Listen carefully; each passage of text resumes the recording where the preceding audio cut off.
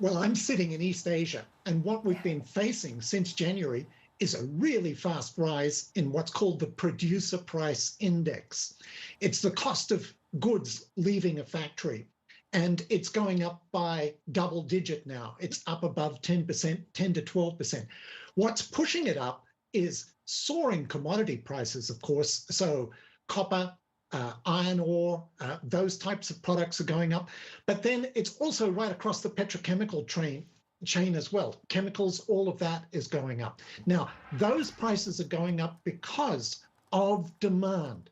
We've got the two biggest economies in the world, the United States and China. Collectively, about 45% of global demand are moving to the top end of their growth band.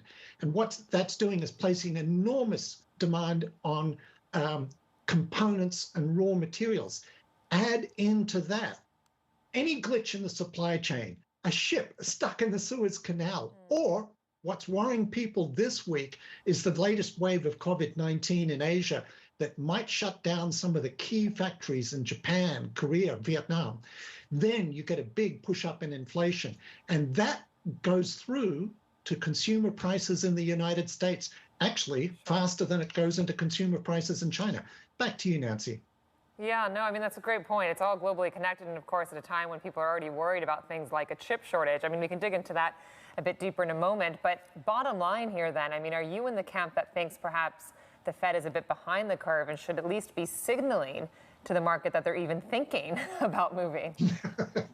Yes, they are behind the curve. I think by the end of this year, the Fed is really going to have to lift its policy rate. Now, that's far sooner than the Fed's been talking about.